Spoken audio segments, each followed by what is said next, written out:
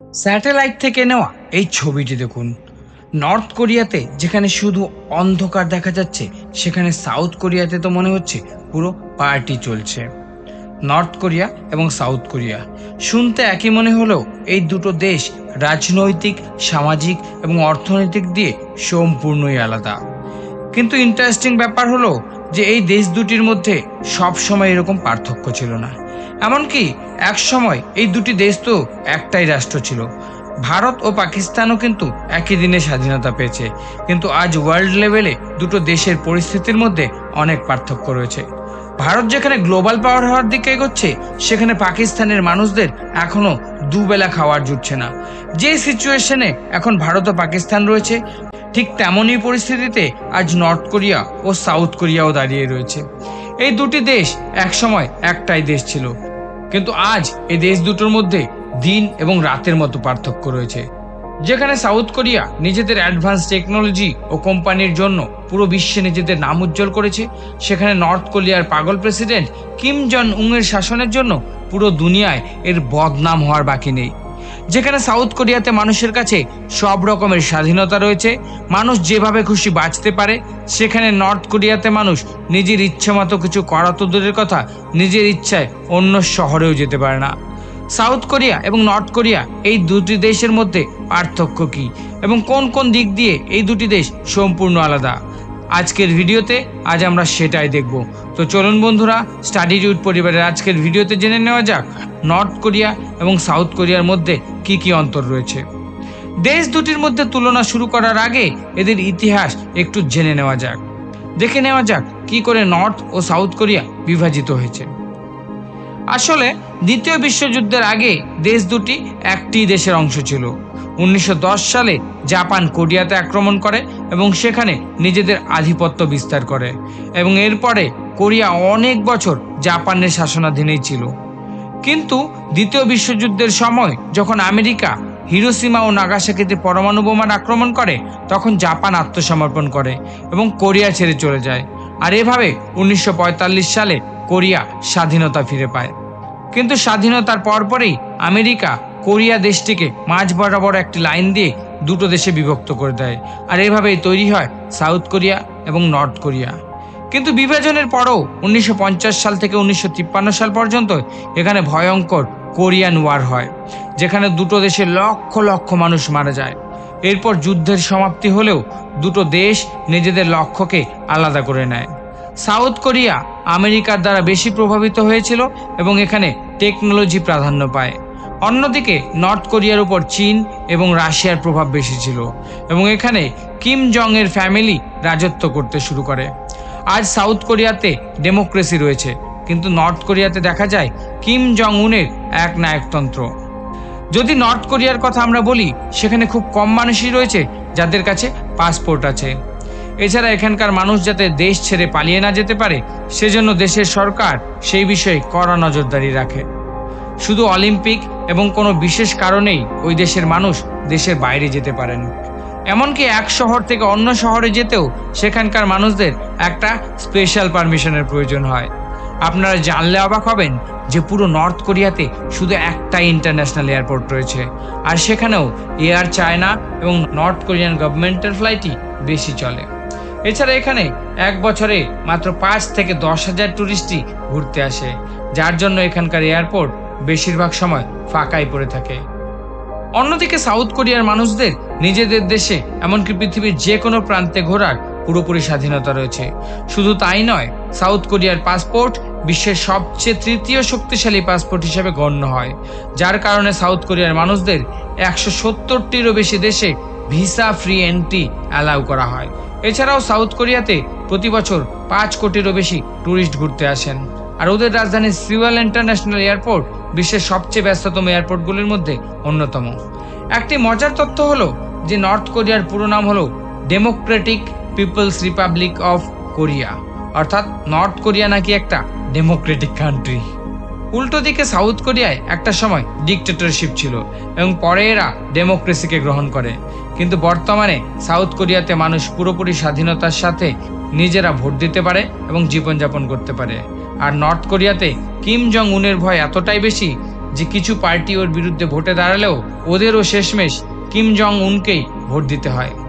এমনকি এটা বলা হয় যে এখানকার ব্যালট পেপারে শুধু কিম জং উনেরই নাম থাকে এবং সবাইকে জোর করে ভোট দেওয়ানো হয়। ডিক্টেটরশিপ কি জিনিস সেটা নর্থ কোরিয়া আর কিম জং উনকে দেখলেই সবচেয়ে বেশি উপলব্ধি করা যায়। আর এভাবেই প্রায় গত 60 বছর ধরে সব ইলেকশনে কিম জং পরিবারের ওয়ার্কার্স পার্টি 100% ভোটের দ্বারা জয়ী হয়ে থাকে। এবার আসি এডুকেশন বা শিক্ষায়। নর্থ কোরিয়াতে 16 বছর অবধি সব বাচ্চাদেরই শিক্ষা বাধ্যতামূলক, কিন্তু এক্ষেত্রেও এখানকার স্কুলের সিলেবাসে কিম ফ্যামিলিরই মহানতার কাহিনী পড়ানো হয়। আর স্কুল শেষ হওয়ার পরেই সবাইকে 10 বছর অবধি মিলিটারিতে কাজ করতে হয়। শুধু তাই নয়, নর্থ কোরিয়ার প্রতিটি স্কুলের ক্লাসরুমে কিম জং উনের দাদু কিম ইল সাং এবং পিতা কিম জং ইলের ছবি থাকা বাধ্যতামূলক। অন্যদিকে সাউথ কোরিয়ার এডুকেশন সিস্টেম নর্থ কোরিয়ার তুলনায় সত্যি প্রশংসনীয়। সাউথ কোরিয়াতে কম্পিটিশন এতটাই বেশি যে বাচ্চাদের 16 ঘন্টা অবধিও পড়াশোনা করতে হয়। টেকনোলজির দিক দিয়ে সাউথ কোরিয়া বিশ্বের প্রথম সারির দেশে তালিকাভুক্ত হলেও নর্থ কোরিয়া টেকনোলজির দিক দিয়ে এখনও অনেক পিছিয়ে। নর্থ কোরিয়াতে প্রতি 1000 জন মানুষের মধ্যে মাত্র 11 জনের মধ্যে গাড়ি আছে, আর এরাও হাই র্যাঙ্কিং গভর্নমেন্ট অফিসিয়ালস, যার জন্য নর্থ কোরিয়ার রাস্তাগুলো বেশিরভাগ সময় ফাঁকা থাকে। নর্থ কোরিয়াতে একটা মাত্র কার ম্যানুফ্যাকচারিং কোম্পানি আছে যেটাকে সেখানকার সরকারি কন্ট্রোল করে থাকে। অন্যদিকে সাউথ কোরিয়াতে গড়ে 1000 জন মানুষের মধ্যে 500 জনের কাছেই নিজেদের গাড়ি আছে, আর সেখানকার কিয়া, হাউন্ডাইয়ের মতো বিখ্যাত গাড়ি কোম্পানিগুলি পুরো বিশ্ববিখ্যাত। নর্থ কোরিয়াতে কোনো প্রাইভেট কোম্পানিও নেই, কিন্তু সাউথ কোরিয়ায় এলজি এবং স্যামসুংয়ের মতো বিশ্ববিখ্যাত কোম্পানিগুলি ইলেকট্রনিক্স এবং টেকনোলজির দুনিয়ায় নিজেদের আধিপত্য বিস্তার করে রেখেছে। নর্থ কোরিয়াতে কোনো ফ্রিডম অফ স্পিচ নেই। আপনি যদি ভুলেও সেখানকার সরকারের বিরুদ্ধে কিছু বলে থাকেন তাহলে আপনার জেল হওয়া অনিবার্য, আর সেজন্যই সেখানকার মিডিয়া পুরোপুরিভাবে সরকারের কন্ট্রোলে থাকে। আর তাই নর্থ কোরিয়া সম্পর্কিত কোনো নিউজ দেশের বাইরে গোটা বিশ্বে কমই প্রকাশিত হয়। এখানে কোনো প্রাইভেট টিভি চ্যানেলও নেই, যে কটা আছে সব কটাই সরকার কন্ট্রোল করে। অন্যদিকে সাউথ কোরিয়াতে যেমন ফ্রিডম অফ স্পিচ রয়েছে, তেমনি হাজারো প্রাইভেট চ্যানেলও রয়েছে। এখানকার মানুষ স্বাধীনভাবে নিজেদের মত প্রকাশ করতে পারে। সাউথ কোরিয়ার মিউজিক এবং ফিল্ম ইন্ডাস্ট্রি সারা বিশ্বে লোকপ্রিয় হয়ে উঠেছে। পৃথিবীর সব দেশেই বিটিএস এবং কোরিয়ান পপ মিউজিকের ফ্যান আপনি দেখতে পাবেন। কোরিয়ান ফিল্ম এবং স্টারদের জনপ্রিয়তাও দিন দিন বেড়েই চলেছে। এছাড়াও সাউথ কোরিয়ার মানুষ বিশ্বের যে কোনো দেশের সিনেমা দেখতে পারেন, গান শুনতে পারেন। অন্যদিকে নর্থ কোরিয়াতে এন্টারটেনমেন্টের নামে শুধু 3টি টিভি চ্যানেল রয়েছে, যেগুলো সারাক্ষণ কিম জং ও তার ফ্যামিলির প্রশংসা করতে থাকে। নর্থ কোরিয়াতে অন্য কোনো দেশের সিনেমা বা টিভি শো দেখা পুরোপুরি নিষিদ্ধ। এমনকি অন্য দেশের গান শোনাও এখানে দণ্ডনীয় অপরাধ। যদি সেখানকার সরকার জানতে পারে যে কোনো নাগরিক অন্য দেশের সিনেমা দেখেছে বা গান শুনেছে, তাহলে তাকে জেলে ভরে দেওয়া হয়। সত্যি কি ভয়ঙ্কর অবস্থা সেখানে। নর্থ কোরিয়ায় সাধারণ মানুষ ইন্টারনেটেরও ব্যবহার করতে পারেন না, আর এই জন্যই নর্থ কোরিয়ান মানুষেরা অন্য দেশ সম্পর্কে খুবই কম জানতে পারে। দুটো দেশের ফ্যাশনের ক্ষেত্রেও অনেক পার্থক্য দেখা যায়। সাউথ কোরিয়া পুরো বিশ্বে কসমেটিক ক্যাপিটাল নামেও বিখ্যাত। এখানকার স্কিন কেয়ার প্রোডাক্ট পুরো বিশ্বে প্রসিদ্ধ। এখানে মানুষ নিজের ইচ্ছা মতো জামা কাপড় পরতে পারে, হেয়ার স্টাইল করতে পারে, চুলও কালার করতে পারে, এমনকি প্লাস্টিক সার্জারিও করতে পারে। আর অন্যদিকে নর্থ কোরিয়াতে ফ্যাশন নিয়েও কঠোর আইন ও নিয়ম বানানো রয়েছে। আপনি জানলে অবাক হবেন যে এই দেশের মানুষ নীল রঙের জিন্সও করতে পারে না, কারণ পাগল প্রেসিডেন্ট কিম জং উনের মতে নীল রং আমেরিকার প্রতীক। নর্থ কোরিয়া পৃথিবীর একমাত্র দেশ যেখানে মানুষ নিজের ইচ্ছে মতো চুলও কাটতে পারে না। এখানে সব পুরুষ ও মহিলাদের জন্য মাত্র 28 রকমের হেয়ারস্টাইল সরকার ঠিক করে দিয়েছে। এর বাইরে অন্য কোনো হেয়ারস্টাইল দেশের মানুষ করাতে পারবে না। আর এই নিয়মগুলো সবাই ঠিকঠাক ফলো করছে কিনা সেজন্য দেশের সরকার ফ্যাশন পুলিশও নিযুক্ত করে। আর এটা যেমন হাস্যকর তেমনি অদ্ভুত। নর্থ কোরিয়া সম্পর্কে আরও কিছু মজার তথ্য আপনাদের বলে রাখি। কিম জং উনের বাবার মৃত্যু হয় 2011 সালের 17 ডিসেম্বর।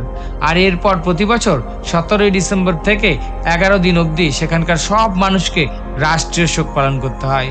এই 11 দিনে আপনি হাসতে পারবেন না, বার্থডে পার্টি এমনকি কোনো রকম সেলিব্রেশন করতে পারবেন না, বিয়ারও খেতে পারবেন না।